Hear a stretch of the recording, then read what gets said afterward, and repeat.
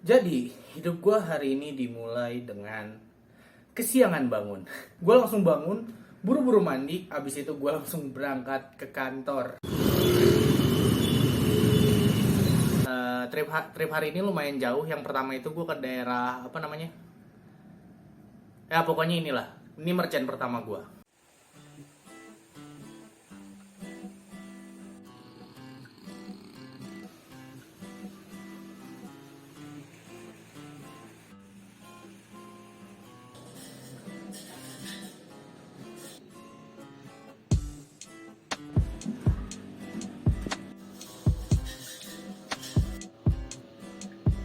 Syuting. Akhirnya gue loncat ke merchant kedua di daerah Cileunyi.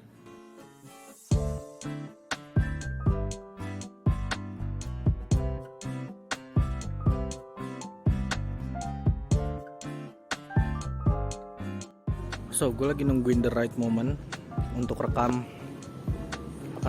time lapse. Nungguin mataharinya turun. Ini udah 5:30, jam gue rusak jadi nggak gue pakai. Nggak rusak sih, talinya copot.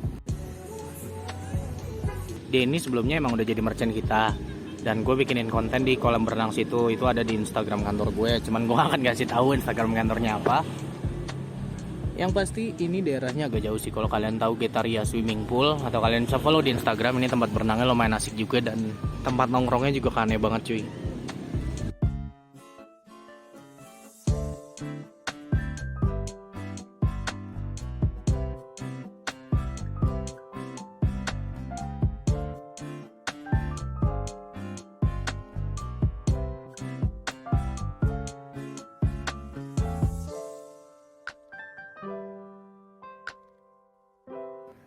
Setelah syuting ngobrol-ngobrol bentar, habis itu gue langsung cabut sama temen gue yang di Bandung karena kita udah capek banget men. Dan ya dia dari jam 8 pagi, gue dari jam 10 sampai kantor, dan kita sama-sama kerja sampai jam 8 malam mungkin nih. Iya jam 8, tadi jam 8 kita udah mulai jalan pulang. Tapi karena dia udah capek duluan, akhirnya gue diturunin di pinggir jalan dan gue lanjut gocekan.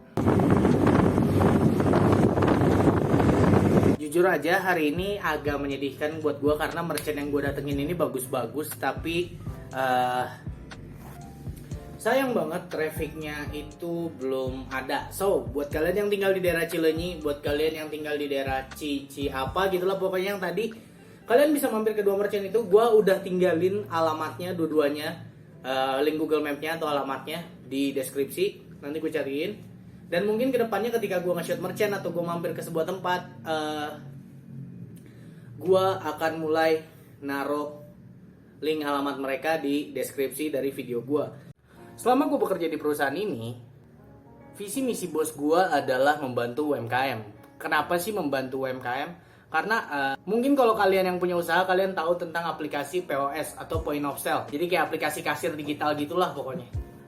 Nah, rata-rata aplikasi POS di Indonesia itu lumayan mahal-mahal. Let's say 1,9 setahun, ada yang 4 juta, ada yang 2 juta lah, ada yang 2,5 juta, dan sebagainya. Bos gue ini sadar bahwa gak semua orang yang buka usaha, atau lebih tepatnya pelaku UMKM, sanggup untuk bayar nominal segitu untuk aplikasinya setahun. Akhirnya bos gue mengeluarkan inovasi untuk mengeluarkan aplikasi POS dengan harga murah dan fitur yang gak kalah lengkap dari mereka. Sayangnya sebelum dia mengeluarkan aplikasi itu, ada aplikasi sebelumnya yang emang gak running well menurut gue, sehingga menyebabkan ya penjualannya minim banget lah. Nah akhirnya dengan adanya visi misi itu, bos gue pengen ngebantuin UMKM, dan itu ditanemin ke semua karyawannya yang ada di kantor gue, terutama para salesnya dan gue pribadi. Setelah berbulan-bulan gue jalan kerja di sini sebagai videographer sama editor, gue makin ngeliat bahwa sebenarnya banyak pelaku UMKM yang harusnya itu usahanya laku banget tapi mereka nggak ke spotlight. Dan itu alasannya gue di hire di kantor gue yang sekarang. Bos gue pengennya gue melengkapi salah satu after sales service-nya untuk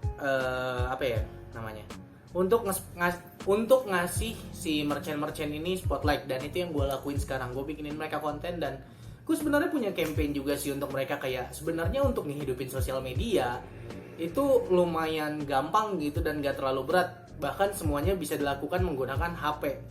Gue akan bahas masalah itu besok, karena selama di Bandung ini gue ngedit semua video gue pakai HP. Ya, karena gue gak punya laptop dan ya as you guys know gue punyanya komputer. Tapi ya mungkin hal kecil yang bisa gue lakukan setelah gue nggak lagi bekerja di sana adalah ya gue bisa mulai dengan mungkin mulai dine in atau mulai membeli atau mulai membantu para UMKM dengan cara ya udah lo beli usahanya. Dan ketika gue mendatangi sebuah usaha, gue akan naruh link alamat mereka di deskripsi. Jadi buat kalian yang di sekitaran situ mungkin kalian bisa mampir. Dan itu juga nggak akan cuma di Bogor aja sih. Bogor, Depok, Jakarta, everywhere. Selama gue tahu dia sedang merintis usaha, apalagi di keadaan kayak gini kan, semua orang lagi susah juga. Jadi mungkin gue akan naruh link mereka di deskripsi, biar kalau kalian mau mampir, ya tinggal mampir, karena alamatnya udah ada di situ. So, buat beberapa dari kalian yang kepo apa yang gue kerjain sekarang, gue kerja di mana? Gue kerja di kantor yang mengeluarkan produk aplikasi kasir digital. Tapi gue di bagian kontennya. Gue mau ganti baju, AC gue belum dinyalain. Panas. Look at this, salah satu tayangan yang mungkin gue gak akan bisa temuin lain hari, karena gue baru mulai nonton TV lagi. Ultraman man. By the way, gue habis mandi dan let's turn down the volume.